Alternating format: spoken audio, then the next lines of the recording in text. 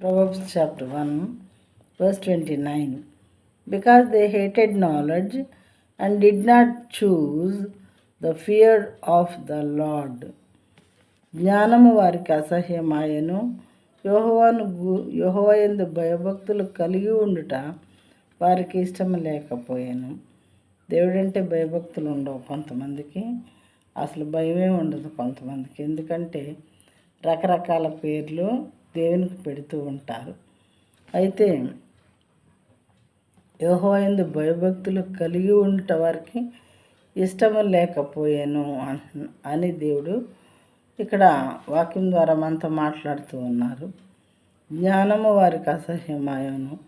జ్ఞానం అంటే ఏంటి? యెహోవాయందు భయభక్తులు కలిగి ఉండుటయే జ్ఞానము అని బైబిల్ గ్రంథంలో రాయబడి ఉన్నది.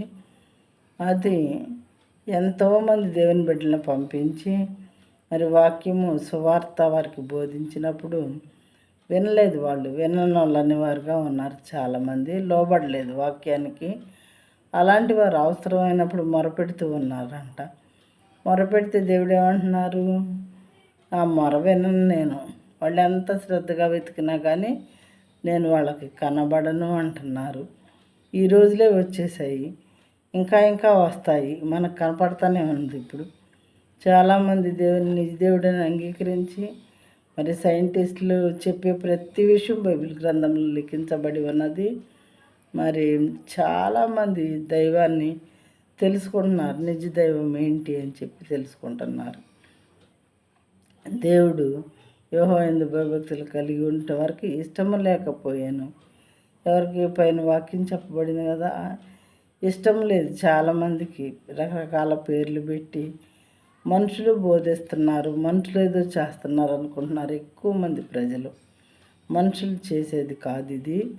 నిజ దేవుడు బోధించమని చెప్పారు కాబట్టి వాళ్ళు వచ్చి ప్రాణాలకు త్యాగం చేసి ప్రాణాలకు మరి ప్రాణమని పోతుందనే భయం కూడా లేకుండా మరి రకరకాల హింసలు పెడుతున్నా కానీ మనుషులు దేవునికి భయపడి వారు ఆయన చెప్పినటువంటి పనిని చేస్తూ వాక్యాన్ని బోధిస్తూ ఉన్నారు. కాబట్టి ఈ సత్యాన్ని తెలిసినటువంటి వారు చాలామంది దేవుని అంగీకరిస్తూ ఉన్నారు. సత్యాన్ని తెలిసి కూడా లోబడిన వారు మరి వాళ్ళ ఉగ్రతకు వాళ్ళే మరి కొని తెచ్చుకుంటారు. వాళ్ళ ఉగ్రత వారే కొని తెచ్చుకుంటారు. వాళ్ళని గురించినటువంటి వాక్యమే పైన చెప్పబడింది. ఏమని?